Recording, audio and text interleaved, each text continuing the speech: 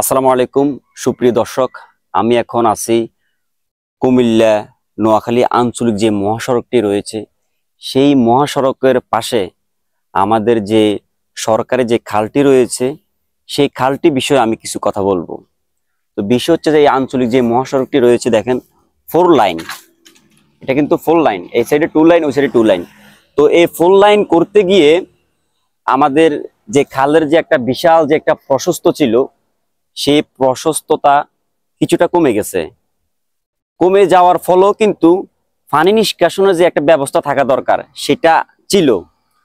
তো কিছু প্রশস্ততা কমে যাওয়ার কারণে এই যে মনে করেন যে খালের পাশে যে সকল মানুষের মালিকানা স্থাপনা ছিল, জমিগুলো ছিল, তারা কি করেছে, জমিগুলোর মধ্যে কেউ কেউ কিছু কিছু জায়গার মধ্যে 100 গজ 200 গজ 500 গজ পরে দেখবেন তারা বাড়ি করছে।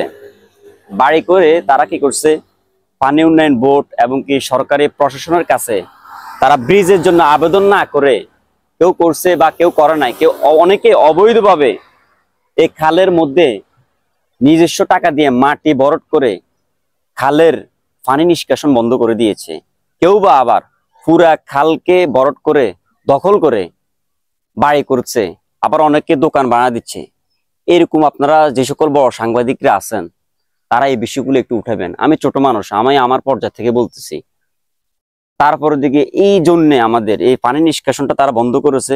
আপনার কুমিল্লা আঞ্চলিক মহাসড়কের যে খালটা আছে, আপনারা যারা এখান দিয়ে যাতায়াত করেন তারা একটু চোখ খোলা রেখে খালের দিকে তাকাবেন, দেখবেন জায়গায় জায়গায় গিয়ে এই খালের মধ্যে এই বাঁধগুলার কারণে কিন্তু আমাদের পানি নিষ্কাশন হচ্ছে না।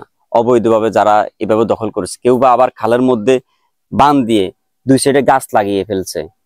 এই ধরনের এবারে কচুরি ফেনা, একটু পরে আমরা দেখবেন মানুষে পানি নিষ্কাশন বন্ধ করে কেউ বাড়া দিচ্ছে, কেউ বা আবার মৎস্য চাষ করতেছে। এরকম জায়গায় আপনারা দেখবেন। তাহলে এই যে অবৈধভাবে এই যে আমাদের পানি নিষ্কাশন তারা বন্ধ করেছে, তাদের জন্য কিন্তু আজকে আমাদের এই বন্যার পানি দ্রুত নামতেছে না।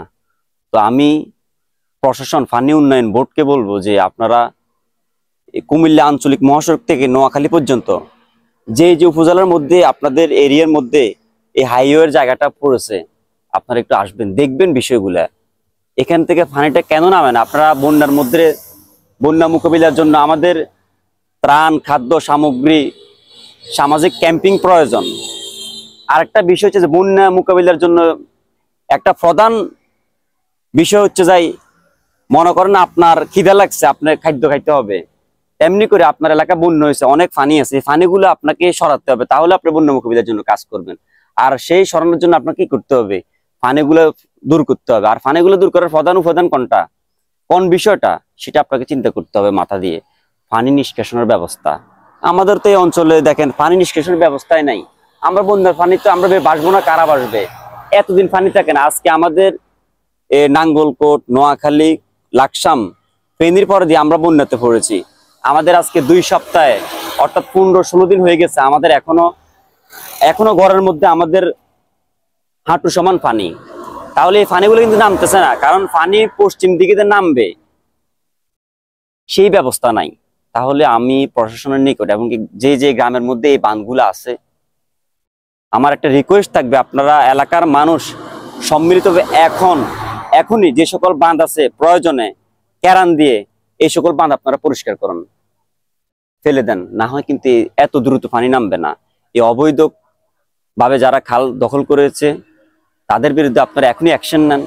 না হয় আমাদের সামনের দিকে দেখেন 7-8 দিন যদি বৃষ্টি হয়, মৌসুম বা অমৌসুমে, তারপরেও কিন্তু আমরা বন্যার পানিতে ভেসে যাব।